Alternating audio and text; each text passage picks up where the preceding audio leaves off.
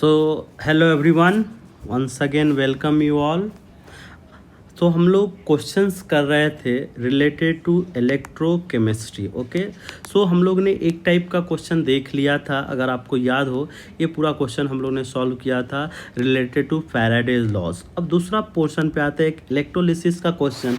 इस टाइप के question generally पूछे जाते हैं कि एनोड पे क्या बनेगा, कैथोड पे क्या बनेगा, एनॉल, ये सब चीज़ पूछे जाते हैं। तो इस चीज़ के लिए अपने को रेडी रहना है कि एनोड पे कैसे निकालते हैं। तो सबसे पहले ऐसे क्वेश्चन को करने के लिए देखिए, मैं बहुत इजी तरीका बताता आपको। कैथोड इधर है और कैथोड यहाँ पे कैसा टर्मिनल होता है, निगेटिव टर्मिनल होता है। देन विल गो फिर एनोड, एक ऐसा टर्मिनल होता है पॉजिटिव टर्मिनल होता है।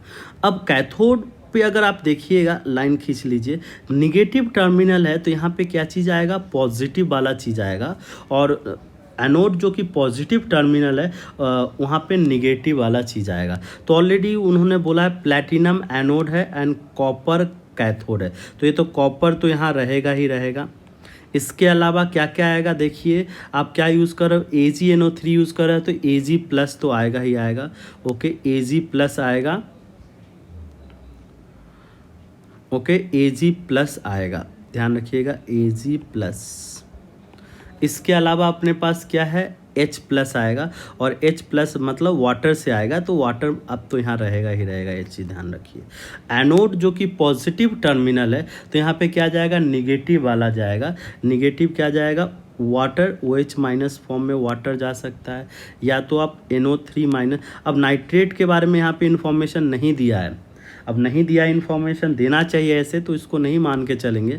नाइट्रेट या तो इसके अलावा और कुछ चांसेस है और कोई चांसेस नहीं है। तो यहाँ पे तो कंफर्म हो गया कि एनोड पे क्या आ जाएगा, वाटर ही आएगा। और ये ऑक्सीडेशन होके क्या देगा, वाटर का ऑक्सीडेशन अगर होता है तो ध्यान रखिएगा, वाटर का ऑक्सीडेशन से क्या मिलता है, ऑक्सीजन मिलता है।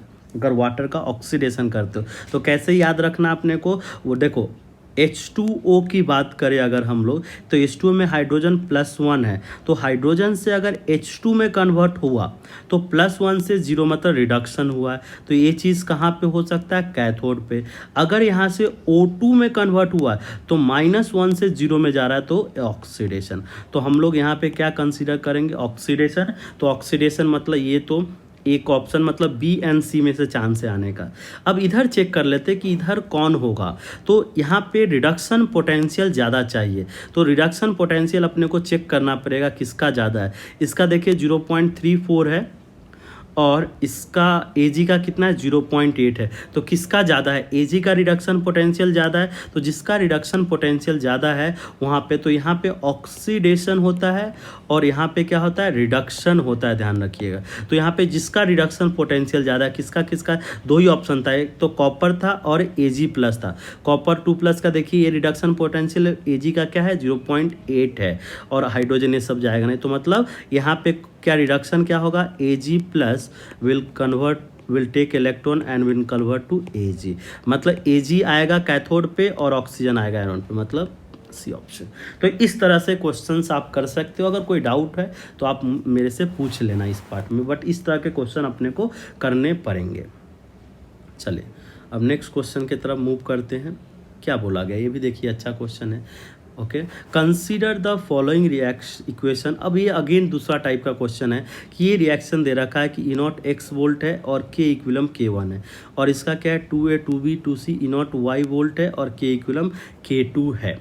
ओके, ये चीज़ अपने को ध्यान। तो सबसे पहले तो ये ध्यान रखिए कि मैंने आपको पहले ही बोला कि E0 की वैल्यू, अगर रिएक्शन को कोई मल्टीप्लाई करो इससे, E0 की वैल्यू चेंज नहीं होगी। मतलब x = y तो हमेशा ही रहेगा, x = y हमेशा तो रहेगा। ये चीज़ आपको ध्यान में रखना है कि मल्टीप्लाई करने से, बिकॉज E0 जो होता है कैसा प्रॉपर्टी, इंटेंसिव प्रॉपर्टी होता है। मल्टीप्लाई करने से E0 की वैल्यू, अगर रिएक्शन सेम है तो मल्टीप्लाई करने से E0 की वैल्यू चेंज नहीं होगी। ओके, तो ये चीज़ ध्यान रखना अपने को कि इसका x = y तो होगा ही होगा।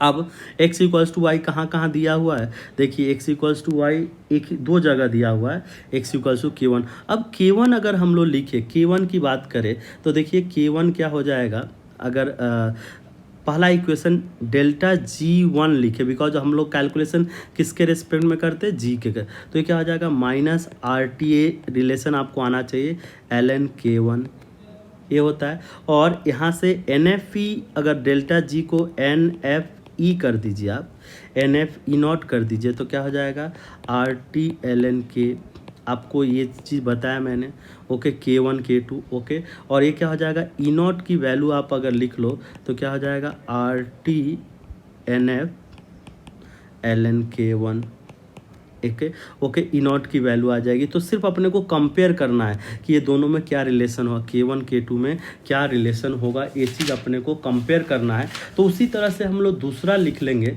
दूसरा देखिए क्या लिखेंगे, दूसरा है अगेन डेल्टा G वाले फॉर्मेट से ही लिखेंगे हम लोग, डेल्टा G वाले फॉर्मेट से ही लिखेंगे, ओके। तो दूसरा इक्वेशन अगर आप लिखिएगा तो यहाँ से भी ई नॉट, यहाँ पे x है तो ये भी x मान लीजिए, इसको भी क्या मान लीजिए, x मान लीजिए। सिर्फ यहाँ पे देखिए इलेक्ट्रॉन का नंबर चेंज हो जाएगा। यहाँ पे अगर इलेक्ट्रॉन कितना आ रहा है, जस्ट ए मिनट, इलेक्ट्रॉन का नंबर की बात करें, इलेक्ट्रॉन का नंबर की बात करें तो चलिए दूसरा वाला लिख लेता हूँ मैं। देखिए अब यहाँ पे भी n, यहाँ पे n क्या था, n जो भी है उसका डबल उधर हो जाएगा, 2n हो जाएगा, बिकॉज यहाँ पे 2 टाइम्स आपने कर दिया। तो यहाँ पे ई नॉट क्या हो जाएगा, सब कुछ सेम रहेगा। दूसरे वाले के लिए 2 की बात कर रहा हूँ मैं, ये 1 है, ये 2 की बात कर रहा हूँ, क्या हो जाएगा, RT/2F ln K2, ये आ जाएगा RT। अब दोनों सेम है, E1 E2, बिकॉज पहले ही मैंने बोला कि x इक्वल्स टू वाई है, तो आप क्या लिख दोगे, A1 not equals to E2 not लिख सकते हो, x इक्वल्स टू वाई है। अगर x2 इक्वल टू वाई है तो आप क्या लिख सकते हो, RT/2n लिख लीजिए, बेटर है, RT/NF ln K1 will be equals to, okay, RT/2NF ln K2, okay. तो ये चीज़ ध्यान में रखना अपने को। तो NF से NF उड़ा दीजिए, RT से RT उड़ा दीजिए, तो बच गया 2 को इधर ले लीजिए, तो क्या हो जाएगा, मैं ऐसे लिख सकता हूँ, ln K1 square equals to ln K2। एक स्टेप मिस किया, समझ में आ गया होगा शायद आपको। तो यहाँ से डायरेक्टली क्या आ जाएगा, this is K1 square equals to K2। तो हैंस अपना, तो K1 square equal to K2 मतलब ऑप्शन सी मैच कर जाएगा। तो ये भी अच्छा क्वेश्चन था। इस क्वेश्चन से क्या समझे, एक तो इक्वेशन कैसे लिखते हैं, और दूसरा ई चेंज होने से वो वैल्यू चेंज, रिएक्शन चेंज होने से ईऑन की वैल्यू चेंज नहीं होती है, ओके। तो चलिए अभी आते हैं अब नेक्स्ट क्वेश्चन पे। Given the listed standard electrode potential, what is the E naught for the cell, E naught of the cell अपने को निकालना है, E naught of this cell निकालना है। तो ये सेल देखिए क्या है, नाइट्रोजन, अगर आप देखिएगा तो 3N2, एक मिनट, N2H5 है, N2H5। तो नाइट्रोजन यहाँ पे कहाँ पे है, देखिए यहाँ पे नाइट्रोजन कहाँ दिया हुआ है, राइट साइड में दिया हुआ, यहाँ पे नाइट्रोजन कहाँ दिया, लेफ्ट साइड में दिया हुआ है। और दोनों इक्वेशन को अपने को सिर्फ अगर ये करना है, ऐड सब्सट्रैक्ट ही करना है, तो ये डायरेक्टली क्या हो जाएगा, ये वैल्यू अगर ई नॉट मैं निकालूँ, ई नॉट क्या हो जाएगा, उसको अपने को रिवर्स करना होगा। देखिए कैसे कर रहा हूँ, प्लीज़ देखिए, शॉर्टकट कर रहा हूँ, अदरवाइज डिटेल बहुत सारा प्रोसेस है। ये BI0 यहाँ पे राइट लेफ्ट साइड में, यहाँ भी राइट लेफ्ट साइड में ही है, तो एज इट इज इसको लिख लीजिए, कितना लिख लीजिए, 0.32। अब दूसरा इक्वेशन में N2 आता है, तो N2 यहाँ से यहाँ राइट साइड में दिया हुआ है और यहाँ पे लेफ्ट साइड, मतलब इस रिएक्शन को रिवर्स करेंगे, इस रिएक्शन को रिवर्स करेंगे तो इसका चार्ज क्या हो जाएगा, चेंज हो जाएगा। कितना हो जाएगा, ये चेंज करके आप कितना कर सकते हो, 0.23। अब इसको कर लीजिए आप, ये कितना आ जाएगा, 5 मतलब 0.55, मतलब ये ऑप्शन मैच कर जाएगा आपको, ओके। तो इस तरह से आप क्वेश्चन देख सकते हो। ये भी बहुत इजी क्वेश्चन था। अदरवाइज प्रोसेस से जाइएगा तो रिएक्शन लिखिए, फिर बैलेंस कीजिए, ये सब करना पड़ेगा। डायरेक्टली आप देख के इस चीज़ को कर सकते हो, बहुत बड़ा चीज़ नहीं था इसमें। नेक्स्ट है इन ए कॉन्सेंट्रेशन सेल। अब देखिए ये भी एक इम्पॉर्टेंट पॉइंट होता है कि कॉन्सेंट्रेशन सेल क्या होता है, ध्यान रखिएगा। कभी भी ऐसा वर्ड कभी भी यूज हो कॉन्सेंट्रेशन सेल का मतलब होता है इनॉट की वैल्यू, इनॉट ऑफ द सेल क्या होता है, जीरो। तो इस चीज़ को ध्यान रखना, बिकॉज इसमें क्या होता है कि सेम होता है, इलेक्ट्रोलाइट का कॉन्सेंट्रेशन क्या होता है, सेम होता है। तो इनॉट की वैल्यू जीरो होती है, एक क्लास में मैंने आपको बताया होगा। तो for concentration cell E naught equals to zero in both the anode and cathode compartment but a different concentration, अलग अलग कॉन्सेंट्रेशन पे है।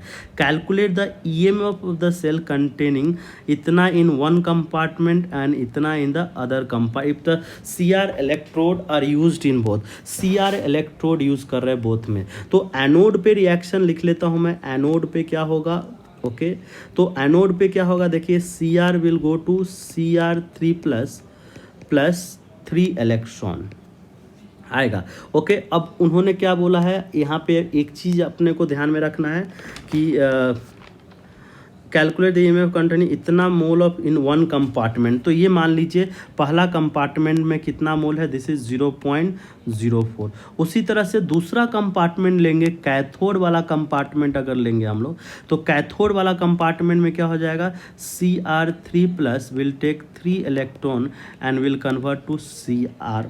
ओके यहाँ पे इसका कॉन्सेंट्रेशन कितना लिया, 1 लिया गया है और बोला गया कि E की वैल्यू निकालिए प्लीज़। तो E इक्वल्स टू मैं क्या लिखूंगा, तो नेट रिएक्शन आपको समझ में आ रहा है। नेट रिएक्शन क्या हो जाएगा, ये दोनों को ऐड कर देंगे हम लोग, क्रोमियम क्रोमियम कट जाएगा, यहाँ पे देखिए फर्स्ट आ जाएगा। तो ये नेट रिएक्शन अगर अपने को लिखना है, नेट रिएक्शन रहने दीजिए या लिख सकते हो आप। नेट रिएक्शन कैसे हुआ, क्रोमियम क्रोमियम कट जाएगा। तो फाइनली एक देखिए Cr3 प्लस 3 इलेक्ट्रॉन यूज़ कर रहा है। ये मान लीजिए कॉन्सेंट्रेशन दिया हुआ 0.04।